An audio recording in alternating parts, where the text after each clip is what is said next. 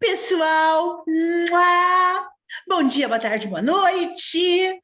Nós gostaríamos de dizer que, infelizmente, a Van ainda continua com alguns problemas, então ela pede desculpas, mas deixa um beijo imenso para todos e uma boa imersão shakespeariana, são os desejos dela e os nossos também. Um beijo grande. Vou passar a palavra para a Bia, falar oi para todo mundo, senão ninguém me puxa da tomada, como é que faz? Oi, pessoal! Oi, todo mundo! Espero que todos estejam bem. Nós estamos bem.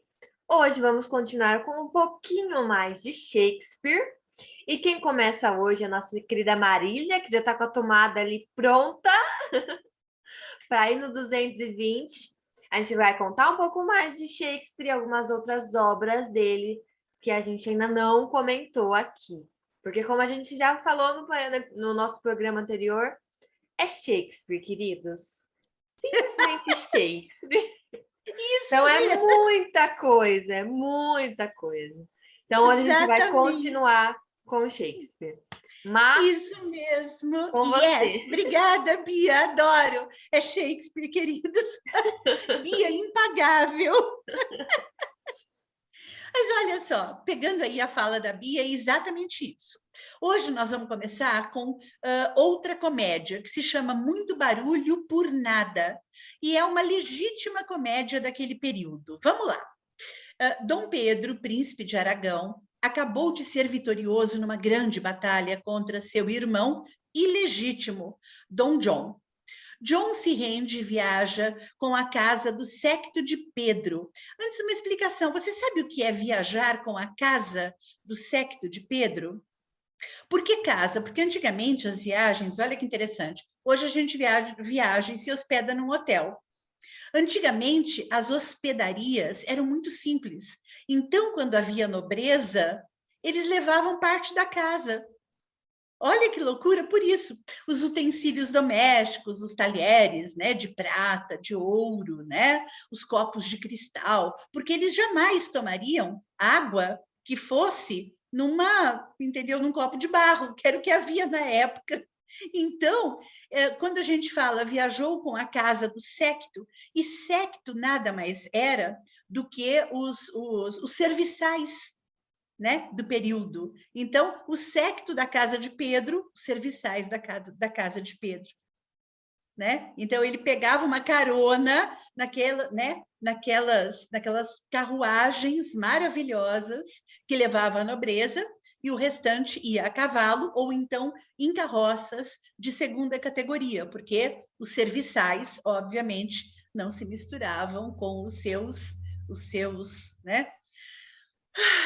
Os seus nobres, né? Eram pertencentes à casa de Pedro. Então, vamos lá. Olha só, então John se rende, viaja com a casa do séquito de Pedro, mas ele secretamente promete vingança. Dom Pedro chega à propriedade de seu amigo Leonato, governador de Messina, para ficar por um mês com todos os seus seguidores no reboque. Reboque era justamente, né, o grande número de cavalos, de carruagens, de carroças que iam juntos. Um de seus soldados, o Cláudio, está apaixonado pela heroína, filha de Leonato, e deseja se casar com ela. Ele pede a Pedro para ajudá-lo a curtir o herói na bola de mascarada naquela noite. Né? Na verdade, os bailes também eram chamados de bola, então o baile da mascarada. Dom John vê uma oportunidade para começar o mal ao sugerir a Cláudio que Pedro está curando o herói para si mesmo. Então, ele estava querendo roubar as glórias para si mesmo e ainda conquistar a donzela.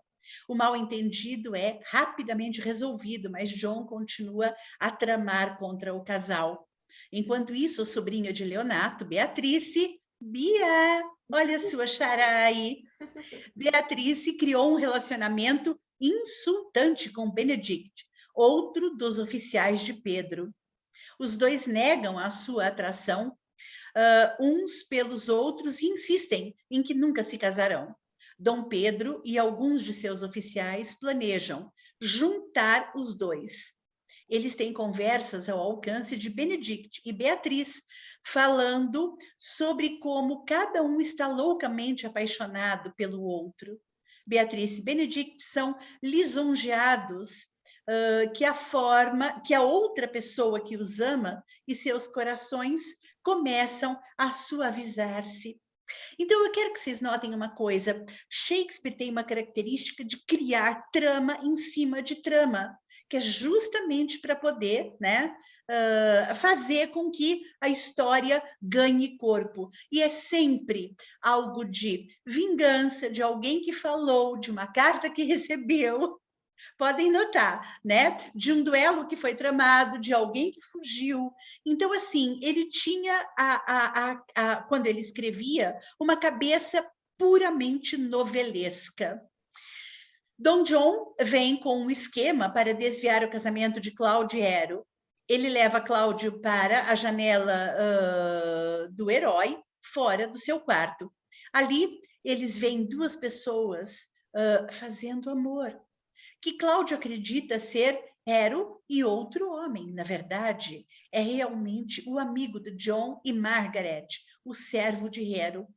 Cláudio espera até o dia do casamento para destruir drasticamente o herói no altar, fazendo com que todos se compadeçam a ela, exceto por alguns que decidem escondê-la e dizer que ela está morta, até que a verdade possa sair. Ironicamente, é esse momento que finalmente permite que Beatriz e Benedict confessem seus sentimentos um pelo outro, pois ambos defendem o Hero contra as acusações. A polícia local ouviu o amigo de John se gabar do esquema e eles o prenderam.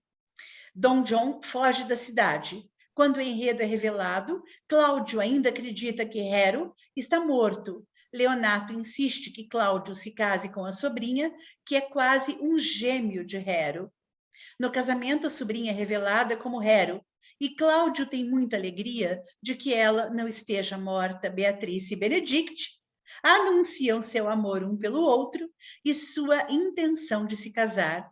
Também revelou que Dom John foi capturado, mas Leonato decide esperar até depois do casamento para puni-lo.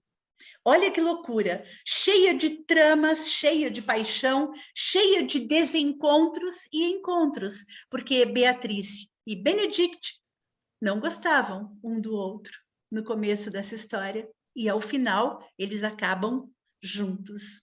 Então, essas tramas novelescas, a cara de Shakespeare. E isso é muito bom, né? Porque entretém. E mais do que isso, mostra, né, como Shakespeare, dentro da sua acuidade cênica, conseguia criar, como é que eu diria, uma característica própria para cada personagem. Notem que interessante. É por isso que é tão difícil a gente colocar no palco, né, Bia, personagens de Shakespeare. Muito complicado. Além da gente já sabe que a linguagem naquela época era muito diferente, né? Exato. Se você for ler os diálogos, eles falam de uma forma muito diferente da nossa. Então, essa parte já é um pouco complicada para nós atores, né? Temos que fazer aquele famoso ser ou não ser, eis a questão, né? Tem todo um... Sempre é muito floreada, né? A linguagem. Então, já é complicado. Imagina você ter um... Porque eu acredito que os personagens de Shakespeare, eles têm uma profundidade, uma história. Não é simplesmente um personagem. Ele cria uma história para cada um dos personagens, né? É como se ele criasse um mundo novo, com pessoas novas, e todas elas têm uma história. Então, o personagem dele é muito profundo, é muito inteiro o personagem.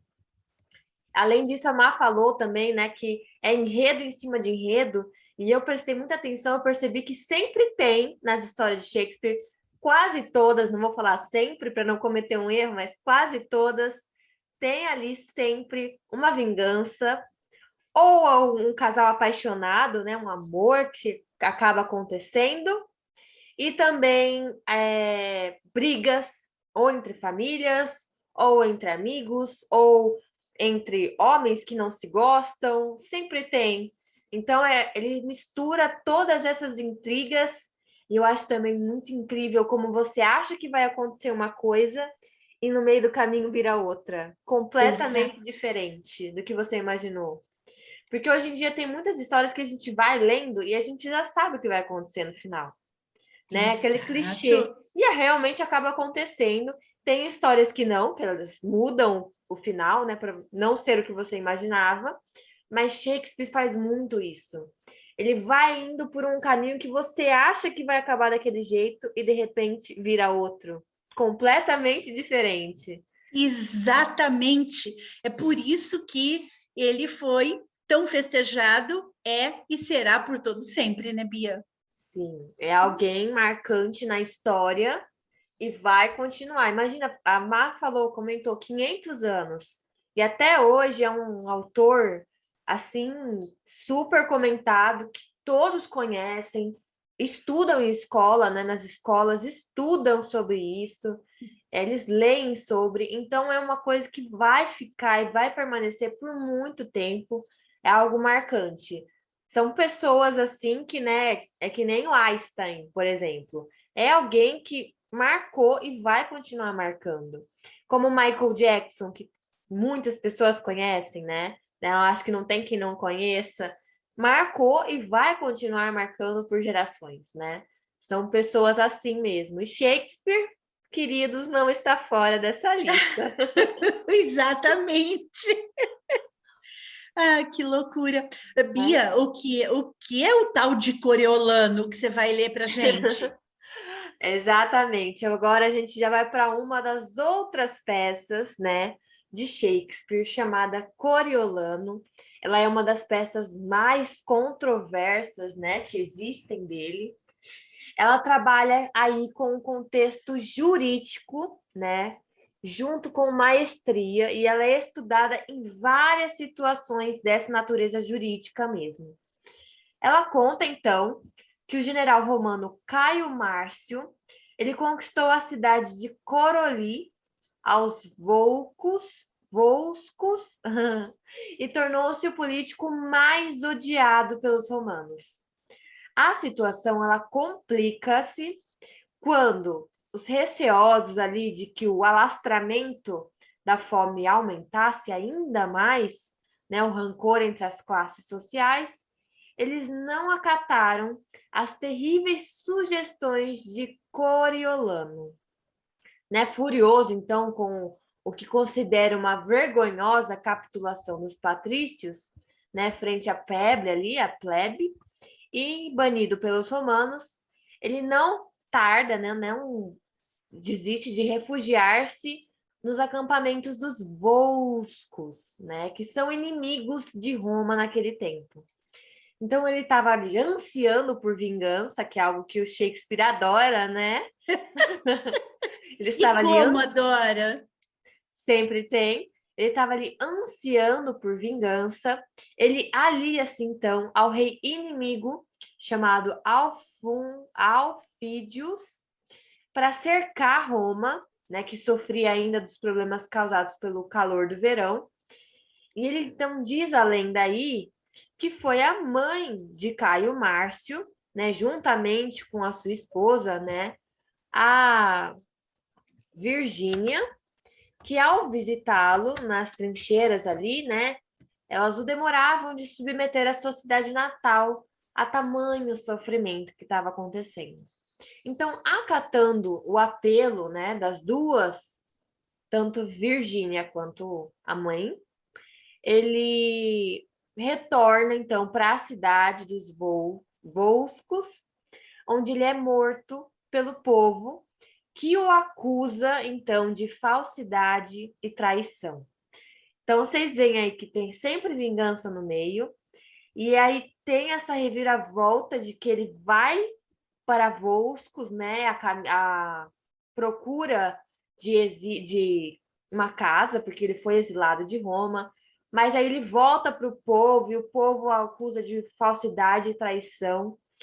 E aí vira toda essa confusão que a gente conhece de Shakespeare, né? Assim mesmo que acontece. Mas, Má, conta um pouquinho mais pra gente aí, né, de Shakespeare. Tem outras peças aí que a gente nem comentou ainda. Olha, e isso que você acabou de falar, Bia, né, a questão do Coriolano, é uma peça estudada, inclusive, em muitos cursos de direito, Muitos. administração, né, retórica, oratória, né, é uma peça muito importante. Né? Quem pensa que a obra de Shakespeare é apenas teatro, no sentido arte, não. As suas tramas, elas foram utilizadas em outros complexos científicos. É bem interessante. Olha, por exemplo, aqui Ricardo III, né, que é uma das peças históricas de Shakespeare e narra um pedaço da própria história da Inglaterra, país onde ele nasceu.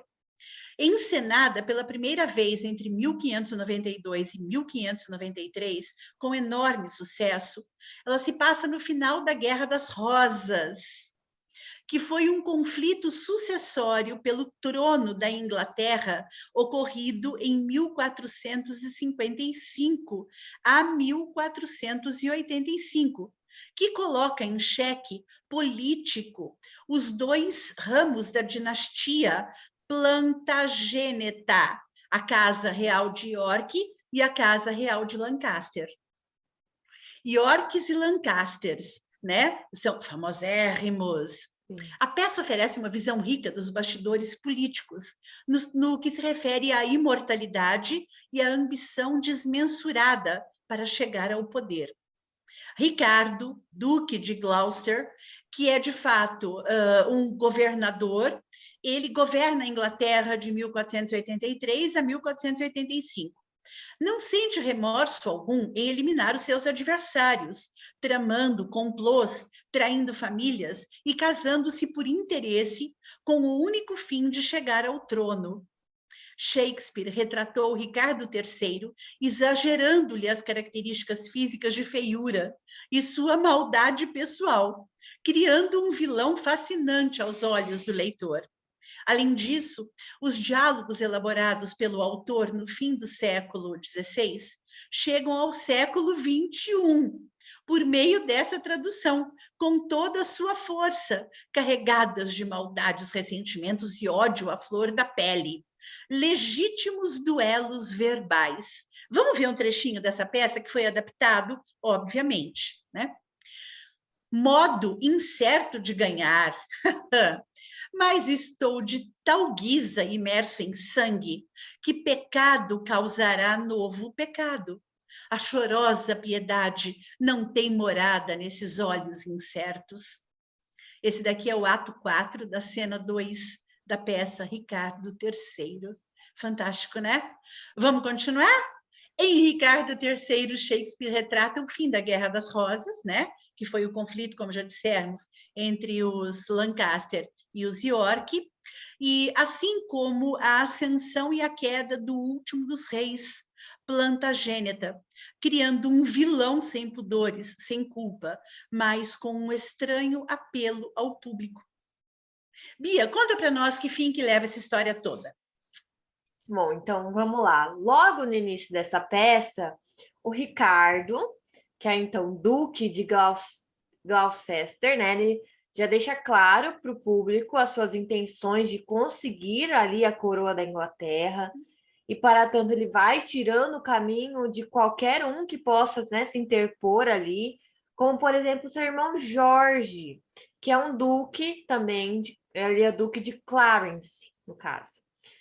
E uma frase aí, um trechinho do Ricardo III, ele é o ato 1, na cena 1, logo no comecinho, diz assim: e assim, já que não posso ser a amante que goza estes dias de práticas suaves, estou decidido a ser ruim, vilão e odiar os prazeres vazios destes dias. Armei conjuras, tramas perigosas, por entre sonhos, acusações e ébrias profecias, para lançar o meu irmão Clarence e o rei um contra o outro, num ódio mortífero. Então, a gente pode ver aqui que ele é, como estava escrito ali, um vilão assim, o vilão dos dos De vilões, mão né? cheia. É o vilão dos vilões. Então, aí acontece que com a morte do rei Eduardo IV, seu filho também, Eduardo, ele deve então ascender ao trono. Mas, por ainda ser criança na época, ele deve ser guiado por conselheiros mais velhos até que ele atinja a idade aí. É então que vemos aí todas as intrigas de uma corte, né? Quando se forma facções entre os tios maternos do garoto e seu tio Ricardo e seus partidários para tomar conta do jovem príncipe. Essa é uma peça bastante difícil de resenhar, né? Porque ela é extensa, muito extensa.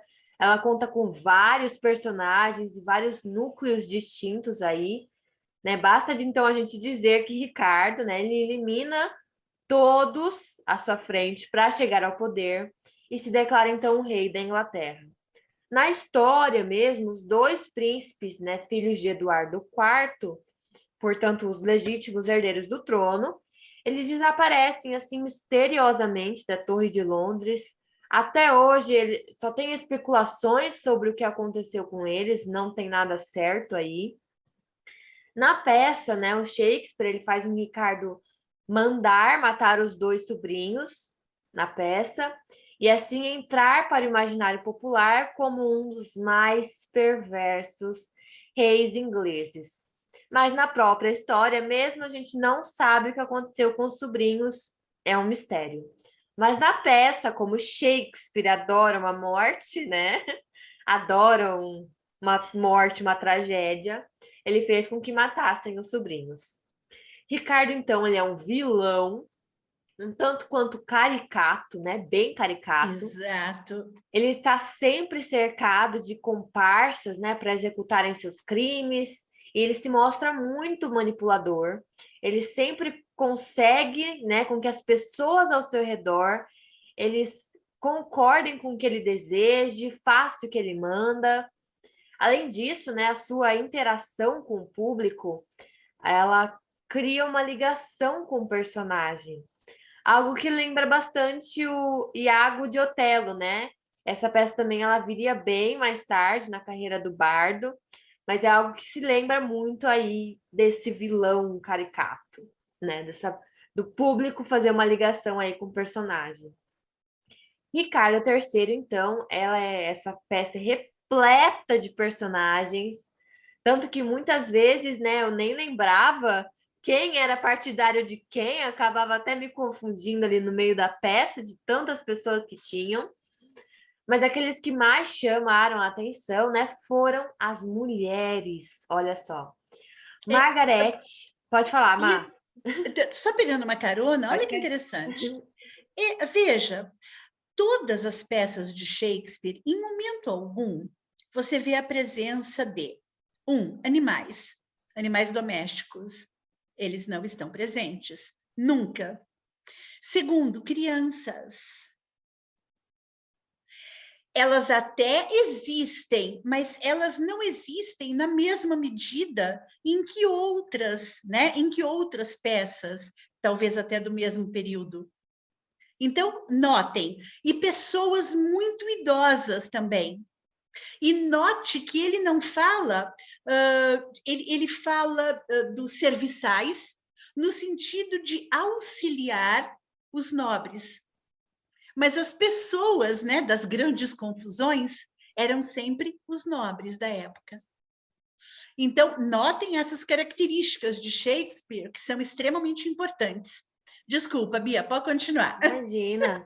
Além de você, complementando o que você falou, além de elas serem muito importantes, elas mostram como era a sociedade da época, né? Que Exatamente. era voltada para os nobres. Quem era plebeu, sacerdote, quem era, né, lacaio, não é lacaio a palavra, mas quem servia os nobres Não Os era tão vassalos. comentado. Os Exatamente. vassalos. Uhum. Eles preferiam a nobreza e, obviamente, a jovialidade, né? Todos são jovens, né? Naquela casa ali dos adultos, entre 16 e 20 e muitos anos, né? Sempre nessa casa aí. Bom, como eu estava comentando, a peça ela tem vários personagens, mas que mais chamaram a atenção foram as mulheres. Começando então aí com Margaret, que ela é a viúva do rei Henrique VI. Ela aparece aí na peça para esbravejar e jogar maldições contra todos aqueles, né, que tiveram alguma ligação com com a sua tragédia. Tem também a duquesa, mãe dos irmãos de York. Ela mostra que ela sempre viu a maldade existente no filho Ricardo. Mesmo enquanto ele conseguia enganar a todos, ela sabia como ele era mau. E a rainha Elizabeth, né, ela é viúva de Eduardo quarto, né? Ela é viúva do Eduardo IV. Ela participa, então, de uma cena assim preferida da peça, que eu acho que muitos também conhecem essa cena. É um diálogo em que Ricardo ele tenta convencer ela a que ele case com sua filha, né, para tentar ali justificar os seus crimes, aos quais Elizabeth, né, rebate um por um ali. E foi essa cena que assim me deixou morrendo de vontade de assistir uma adaptação da peça, né? Porque a gente sabe que hoje em dia ela é adaptada para os dias de hoje e seria uma coisa assim super interessante, eu gostaria muito de ver. Apesar dessa obra ela ter uma linguagem mais fácil do que as outras peças históricas de Shakespeare ou de qualquer outra peça histórica, né? Eu recomendo a vocês que leiam, né? Quem tiver um conhecimento aí sobre a Guerra das Rosas e quem aqui na história, né? Eu já tiver lido, né? Outras peças de Henrique IV, de Henrique VI, perdão, né? É uma boa história, eu recomendo aí para vocês lerem. Além de ser uma peça, né? Ela é em formato de peça, mas ela conta uma história real que aconteceu. Lembrando também aí que os personagens são mais exaltados, né? Tem características mais exaltadas aí, eles são bem caricatos, mas conta sim a história real de um fato que aconteceu, né? Além dessas peças, então, que eu estava comentando, que eu falei para vocês lerem, eles são muitos Ricardos, Eduardos e Henriques. Eu comentei, acho que no primeiro episódio sobre Shakespeare, que a gente leu alguma dos títulos das peças deles.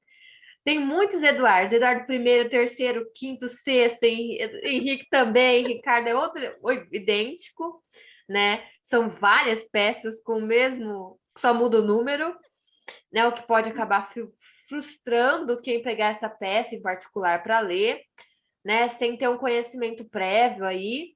Eu vi também em outras resenhas que essa aqui, o Ricardo, é uma peça de Shakespeare que é considerada um pouco imatura. Afinal, ela foi escrita durante a fase de aprendizado do dramaturgo, né? Ele estava ali começando a carreira dele ali de escritor, estava começando a escrever um pouco, tanto que a gente pode ver que é um pouquinho diferente das depois que ele foi criando, né? Que essa é uma história real, ele pegou personagens reais e deu uma exagerada aí para criar um enredo, né, uma história. Mas a gente pode ver aí que então tem intrigas políticas, principalmente, tem maldições, tem diálogos muito interessantes aí que retratam, né, um dos períodos favoritos aí da história inglesa em termos de teatro mesmo, não estou falando política, mas em termos de teatro, né, tem uma famosa citação também, que é a seguinte: um cavalo, meu reino por um cavalo.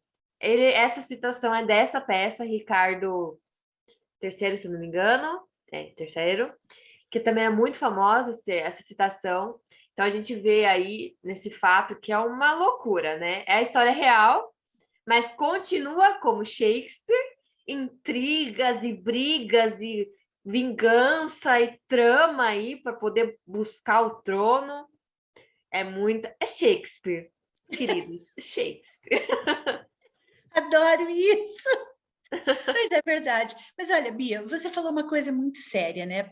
Nós trouxemos aqui as principais obras. Por exemplo, nós não trouxemos Otelo, Não. né? Dada a complexidade da obra, que é uma coisa gigantesca. Então, assim, existem muitos outros, né, complexos teatrais de Shakespeare que a gente poderia pensar depois também aqui, né, nós aqui, né, cênicas, em encenarmos a peça. Por que não? Não é? Em encenarmos a peça. E eu acho que seria bem bacana, ao invés, claro, a gente terá um preâmbulo para poder falar um pouquinho, né, dela, do que acontece efetivamente, mas encenarmos a peça seria muito interessante.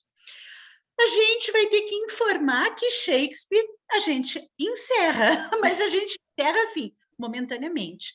Dada a importância dele, a gente ainda vai muito provavelmente retomar Shakespeare, né?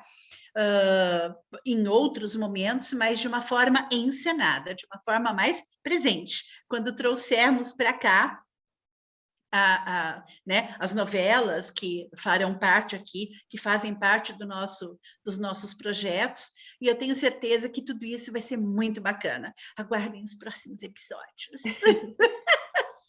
Queridos, olha, eu aproveito aqui, me despeço antes de passar a palavra para a Bia. Muito obrigada mais uma vez pela sua audiência. E lembre-se, o nosso intuito é levar a você cultura, é fazer com que você amplie a sua dimensão mental em relação às artes, como promissora daquilo que você pode conhecer do mundo e pelo mundo.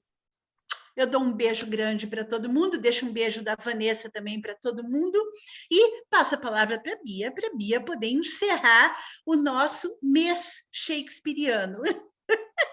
Bom, pessoal, espero que tenham gostado dessa compilação de Shakespeare. Como a Marília voltou, ele falou, provavelmente ele vai voltar mais para frente.